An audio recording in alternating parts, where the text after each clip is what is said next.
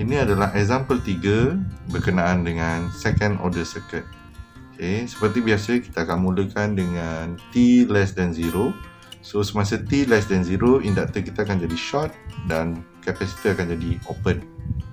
Okay, dan semasa T less than 0, kita akan cari I0 dan V0. I0 current yang lalu dekat induktor, V0 adalah voltage across kapasitor. Okay, I0 sama dengan 2A. Ya, 2A. Sebab apa? Current 2A ni akan lalu dekat I0. Okay, dia tak lalu dekat V0 sebab open, dan dia tak lalu dekat 20 ohm. 20 ohm ni boleh kita abaikan sebab semua current akan lalu dekat yang short ni. Jadi I0 dekat sini, current lalu induktor adalah 2A. V0 sama dengan 0 volt. Okay, I0 current dekat induktor, V0 voltage dekat kapasitor. Selepas T less than 0 ataupun T kurang daripada 0, kita akan buat T bigger than 0. Semasa T bigger than 0, ini adalah lita yang kita ada, RLC. Dan nampaknya semasa T bigger than 0, lita RLC kita ni tiada current source, tiada voltage source. Dan kita boleh declare lita kita adalah RLC circuit second order free source sebab tiada voltage source atau current source. Okay, jadi sekarang ni kita akan cari nilai alpha sebab kita nak tentukan sama ada dia under damp, over damp atau critical damp. Jadi kita akan cari nilai alpha, ganti saja dalam formula, dan alpha adalah 6.25, omega naught adalah 5. Jadi dekat sini, since alpha bigger than omega naught, this is overdamp response. Okay, dan seterusnya kita akan cari nilai S1 dan 2 menggunakan formula ni, negatif alpha tambah tolak alpha kuasa 2 tolak omega naught kuasa 2. Okay, bagi dengan tolak omega naught kuasa 2 square root.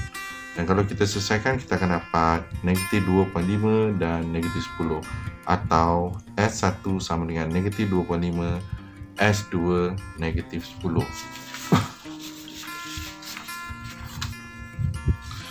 Okay, since alpha lebih besar daripada omega naught, ianya adalah overdamp respon ataupun overdamp case.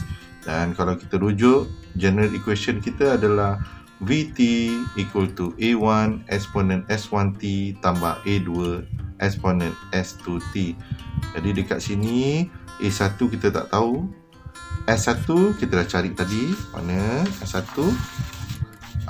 Ini adalah nilai S1 yang kiri ini, dan S2 negatif 10 yang kita dah cari tadi. Okay, so yang kita tak tahu sekarang ni adalah nilai A1 dan A2. Macam mana nak cari nilai A1, A2? Jadi kita kena guna dua situasi. Situasi pertama, situasi kedua. Situasi pertama semasa V0. Semasa situasi kedua semasa dV0 dt. Okey, kita akan buat situasi 1 dulu. Situasi 1 V0. Kita gunakan general equation yang kita ada ni tadi. Vt ni kita gunakan general equation ni. Cuma T kita gantikan dengan kosong.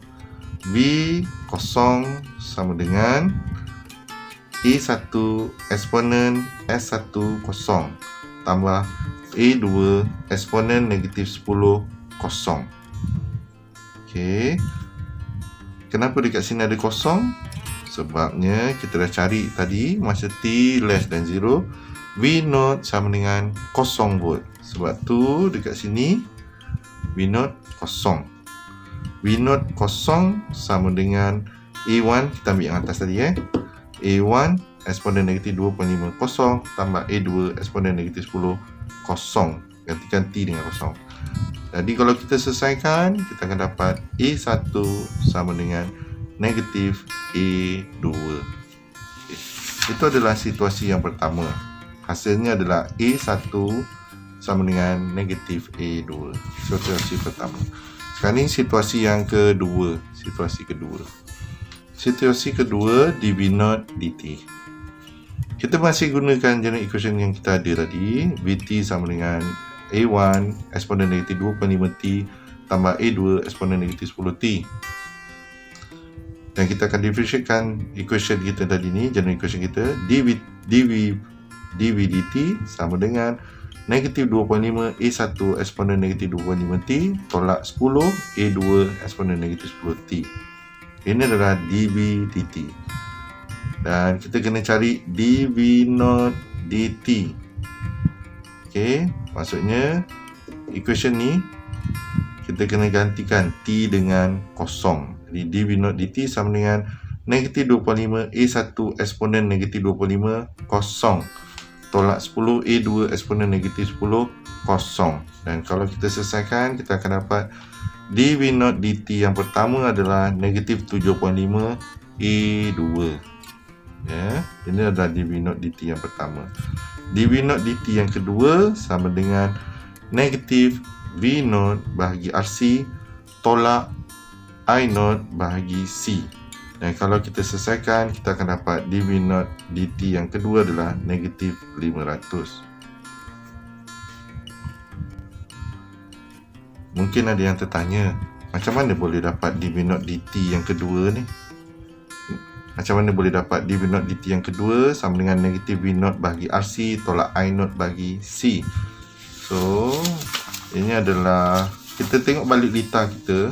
Ini adalah lita yang kita ada semasa T bigger than 0. Okay. Mana lita T bigger than 0? Saya akan tunjukkan sekali lagi. Ya, ini. Ini adalah lita yang kita ada semasa T bigger than 0. Kita hanya ada RLC saja. Okey. Baik. Ini adalah lita semasa T bigger than 0. RLC. Dan dekat sini kita akan guna KCL. Okey. KCL semua current keluar, keluar sama dengan kosong. Saya ulang. Jumlah current yang keluar adalah sama dengan kosong. Kita guna KCL. Jadi dekat sini, dekat resistor, current adalah V0 over R. Dekat induktor, current adalah I0. Dekat capacitor, current adalah C dV0 dt. Jadi kalau kita jumlahkan KCL ni, kita akan dapat nilai kosong. Jadi V0 over R tambah I0 tambah C dV0 dt, kita akan dapat nilai kosong. Dan kalau kita pindahkan, kita nak dV0 dt saja, kita akan dapat negatif V0 bagi RC tolak I0 bagi C. Dan itu yang kita gunakan tadi tu, ya, yang ini dV0 kedua, dV0 dt yang kedua, negatif V0 bagi RC tolak I0 bagi C. Macam mana kita dapat yang ini? Equation yang ini adalah daripada sini lah. Okey, daripada sini. Baik. Dan selesai yang itu, dV0 pertama, dV0 kedua, kita akan samakan dia. dV0 pertama sama dengan dV0 kedua. dV0 pertama yang kita cari tadi, kalau saya boleh tunjuk semula.